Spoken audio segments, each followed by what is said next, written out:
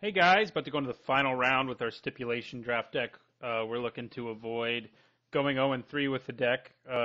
It'd be ideal to go 1-2 with it. I mean, at this point anyway, it'd be ideal. I would like to play first, and I think this hand's a keep. We have all our colors. We have a turn 3 drop, turn 4 drop. Void Attendant will actually have a way of processing something. So that's not too bad. One of our better hands we've had, I think. So pretty happy with that. All right, so we're going to transgress our opponent's mind, see what options we have. I think we definitely want to hit complete disregard. We'll let him hold on to his vampire. So hitting the complete disregard there was pretty sweet. Now I have Ulamog's Despoiler, which makes me wonder whether or not I want to exile something now with Void Attendant. I probably won't in any time in the really near future anyway, so... Ooh, Grove Tender Druids, huh? I think I'd probably play Eyeless Watcher first, because that would let me play my Ulamog's Despoiler as a 9/9 pretty quickly.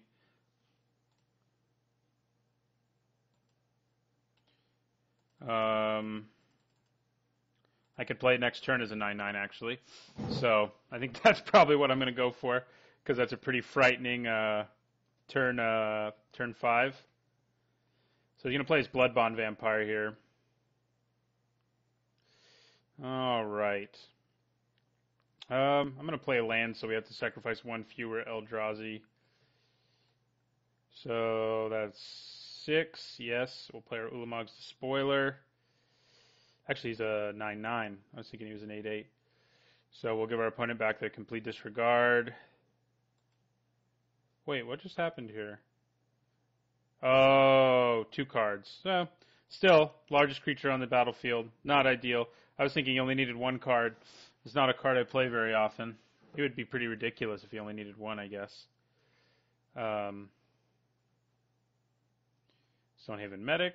Okay, so he's going to start gaining life, which will be a problem. But for now, we're going to crack in there. That'll make his Bloodbond Vampire massive over time, but he'll drop to 13 here. I think we want to play our Overseer, because it can at least swing in the air. And I'll end my turn there. So oh darn, he drew a second white source. I was going to say, he does at least have to leave mana up for his 1 white source if he wants to keep things rolling with his Stonehaven Medic. So now he can pump this by using Stonehaven Medic and then block with Bloodbond Vampire and Pilgrim's Eye to but it would still be a trade for 2 of his cards. So I think that's probably okay with me. There's our Pilgrim's Eye. How about that? All right, so I think we attack with our Despoiler and our Overseer. I would even just be happy to kill the Bloodbond Vampire at this point with our Despoiler, so we're going to attack with both of these.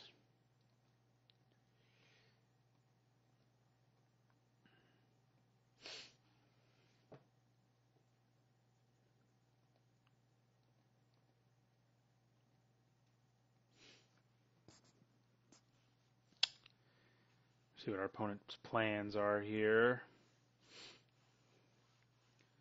I mean, I would definitely kill the Vampire, I think, before I kill the Stonehaven Medic, although if I kill the Medic, I mean, that takes away one of his triggers. All right, so he's planning on going more aggressive on us. Trying to kill us, make his Bloodbound Vampire big enough to block, and so forth. So I can play Pilgrim's Eye here.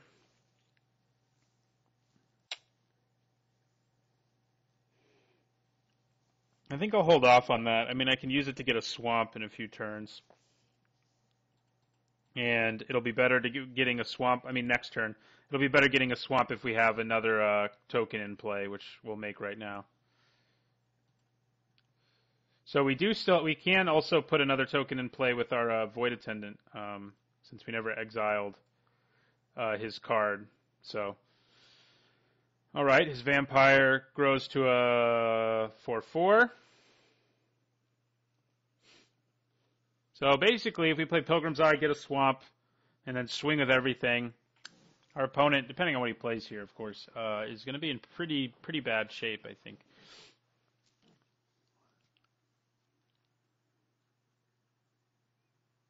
7 mana. It's not awesome. Rising Miasma. Ooh. Well, I mean, it's not perfect for him, but it's pretty good. It does deal with. We won't be able to kill him immediately this turn if we play Pilgrim's Eye and get a swamp and so forth. So, all right. Well, that Blister Pod would have been nice. All right. So I think we do play Pilgrim's Eye here and get a swamp.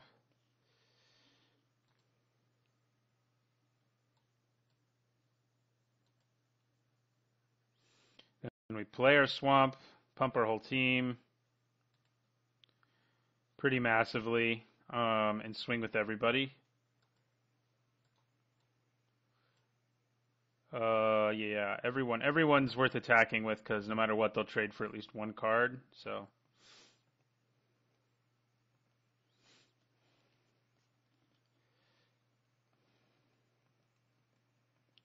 all right, he blocks there, which won't even be a trade, so that's good for us. Neither of these will be trades, so he'll just take 7 here. We just get to kill his guys and take him down to 2. And I don't think I'm gonna bother playing Blister Pod. He's at low enough life. Like if he has, I guess even if he has Planar Outburst, we're in pretty good shape. But we're not in amazing shape if he does. Yeah, all right, we won that one. That was pretty sweet. Our deck did what it needed to do, which is go wide and get some of those, get our Cool Draws Overseer pumping the whole team, and that was pretty good. So what do we want to do now? I don't think we really want to change anything. I mean, we could play Retreat to Kazandu to gain some life on our own, in addition, while he's gaining life, but I don't think that's amazing. I guess bigger creatures are pretty good against him, though, and Territorial Baloth is that. So I guess I'll lose an Arcana Assassin for it. Yeah, that seems reasonable. So on to game 2. So we have won 2 games with this deck, if nothing else. So that's good. And that was our first dominant showing by far. So, this is a risky one. We are on the draw, and it's one where if we draw a land, we're real happy, I think. But if he has anything like Complete Disregard, we're in pretty bad shape. But we're on the draw. We have 2 turns to draw lands. I mean, maybe I'd feel better if I mulligan and I got the Scribe, but I think I keep this one. And hopefully that goes well for us.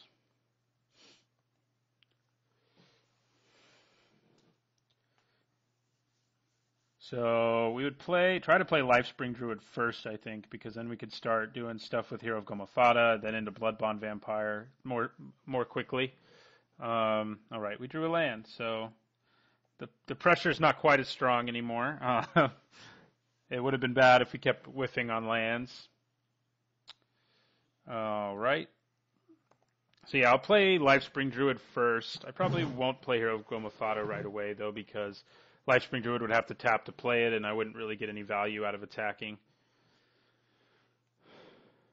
All right, we drew another land. So, do I want to play Void Attendant first? Yeah, I think I do. And then next turn I'll play Lifespring Druid. That way I can at least get some value out of Hero of Gomafada on its, first play. I don't get to ramp into an early despoiler or anything this time, sadly, but Complete Disregard. All right. That's good, because I'd rather have Lifespring Druid stick anyway, so. Courier Griffin. All right. Hey, there's our white mana even.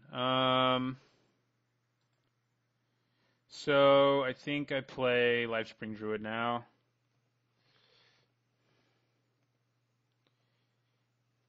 Probably play Baloth next. Or the Despoiler, I guess. Either one would be pretty good.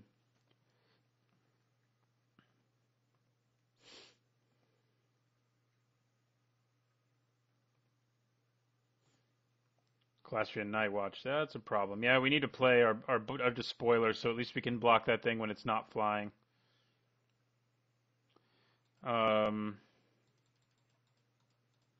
So we will play our Despoiler in the turn.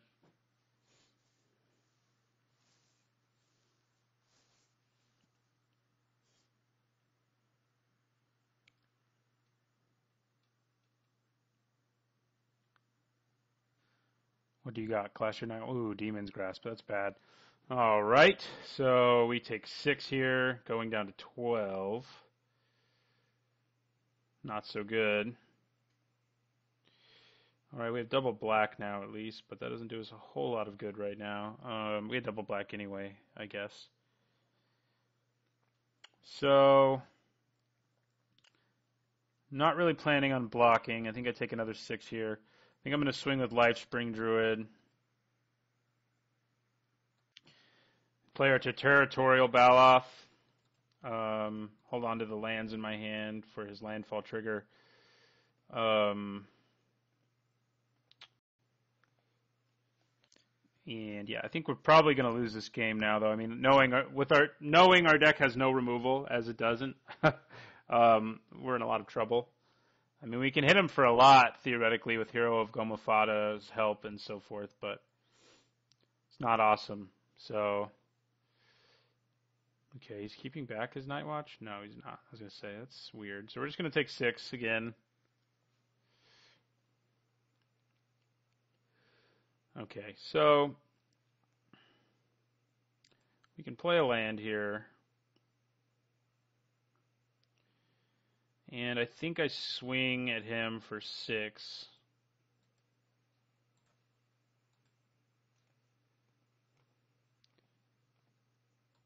Then I play my Bloodbond Vampire, which means I can double block the Night Watch as long as it doesn't have flying, which is a possibility. So we'll play our Vampire. And I'm willing to double block the Night Watch right now. I think if he gains flying right now, we're dead anyway. So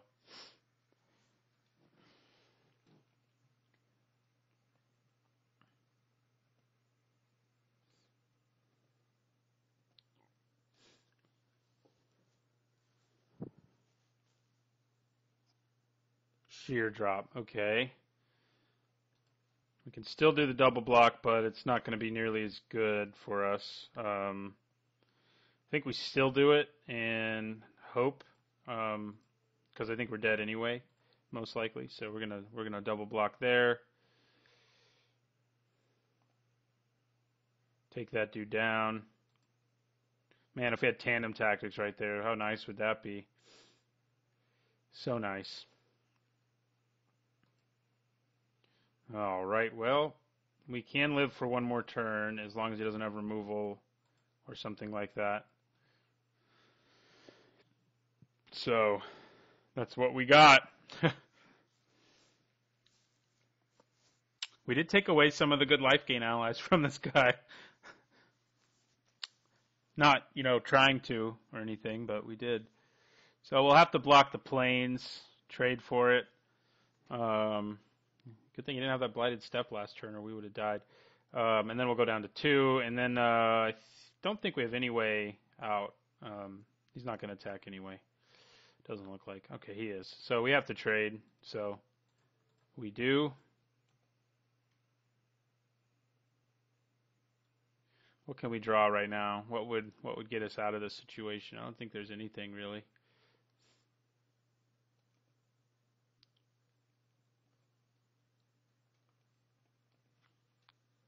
Gideon's Reproach. Okay.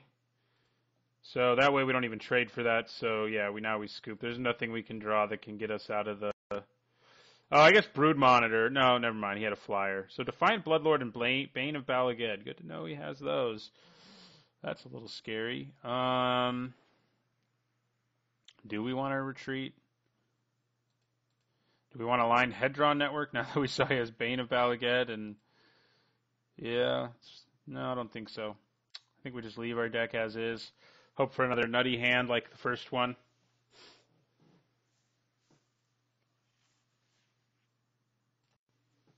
All right, I would like to play first, and this is a keeper. Be nice if we could draw some monster that we want to ramp into, like our plated Crusher, for example, who would be immune to Demon's Grasp and things like that. So yeah, we'll play Blister Pod, turn 1.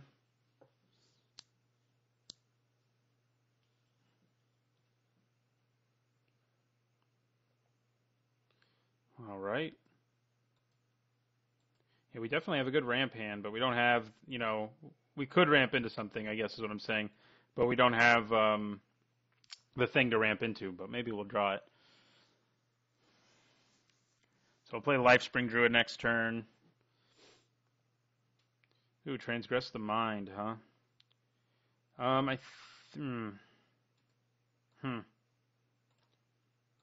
Playing the Lifespring Druid right now doesn't really ramp us into anything sooner, so I think I want to use Transgress the Mind instead. So Pilgrim's Eye, Courier Griffin, and Sheer Drop. I think we take out the removal spell. That can be a nice 2-for-1 over the 2 flyers. And we play land, and I end the turn. Our Bloodbound Vampire can fight with the Courier Griffin too, so that's pretty good for us. There's the Pilgrim's Eye. Does work pretty well against our Blister Pod. I mean, it's kind of a similar effect. They both get you something, even though, in addition to trading for a card. So it's not too bad. So I think I swing with Blister Pod here. Offer up the trade because 1 damage in the air isn't awesome. All right, he's going to take it. And I will play Bloodbond Vampire because I know he's about to play Courier Griffin, and I can swing into that better. I mean, he can double block, I guess, which is annoying, but it's not too bad, I don't think. All right, Complete Disregard instead of Courier Griffin. We didn't see that at the time.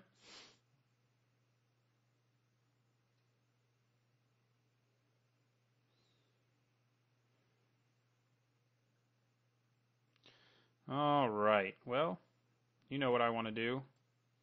I want to play Eyeless Watcher. And then I'm going to play Tijuru Warcaller next turn. So, Eyeless Watcher goes down.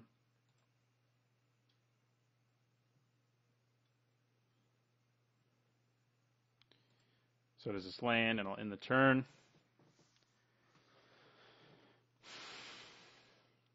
So if he plays Courier Griffin here, like if that's his play, we're pretty happy. Our whole board will be able to swing into him, and he won't be able to do much about it next turn.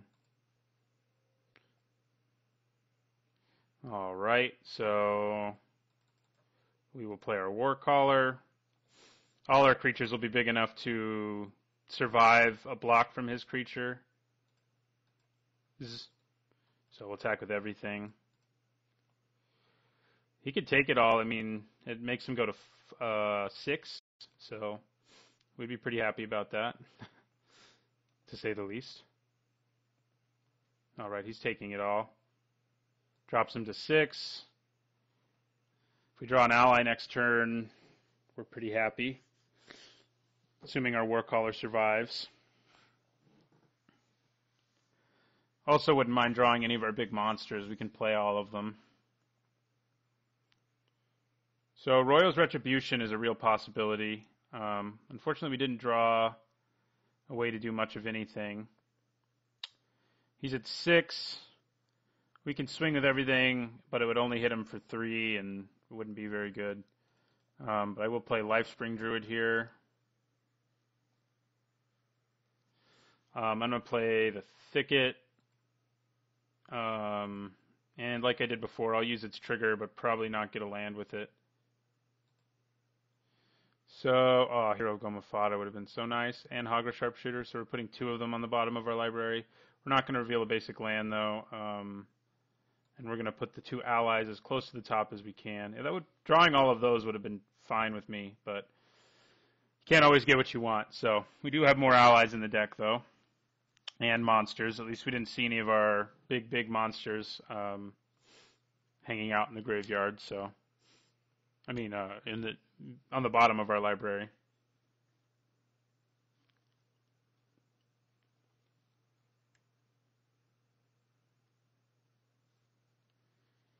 Yeah, that's pretty good.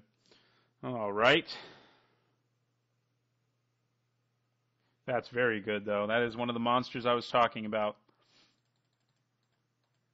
So if it can survive and thrive, we'll be pretty happy. If I attack right now, he kills Lifespring Druid and a Scion and takes 3 and goes to 3. It's not really worth it, even though we do have a Trampler. Yeah, no, it's not worth it. So he's down to 2 cards. Ooh, that Blighted Step will buy him some time, unfortunately for us. Don't have another removal spell. Okay, he doesn't. He has Courier Griffin, though, which does give him a win condition in the air. Okay, Brood Monitor's pretty good. We do want to go wide. I mean, he's going to gain a bunch of life in the near future. So that's annoying. We wouldn't mind Blighted Step right now. Okay, so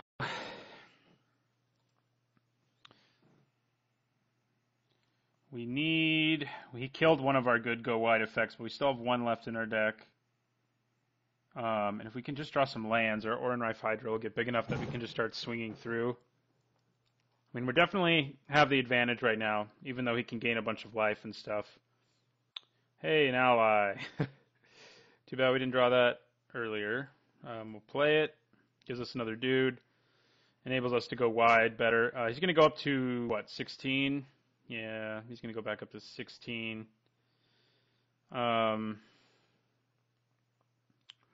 swing with everything right now, he blocks the Hydra, he blocks the Monitor, the Druid, and this, and he takes 1. Yeah, I mean, and then he gains 16, so it's not worth it. He's holding off on using it, too, which is smart, because he doesn't really need to yet. There we go. All right. That's the kind of thing we want. He can't really effectively block it right now. He'd have to lose 3 cards if he did, right? So, no, he'd only have to lose 2, but that's still not bad. Blighted Fen's pretty bad against us right now. All right, that lands pretty good for us. Pumps our Oran-Rife Hydra up to a 7/7. So do we swing with everything here? Let's think. If we swing with everything, I mean, it's not like he can kill us or do much to us on the backswing, but he can go back up to 16 right now. And in blocking, he would probably take out our 2 best creatures, but he'd basically lose all of his creatures. If he has Royal's Retribution, it'll hurt, but I think we still go for it.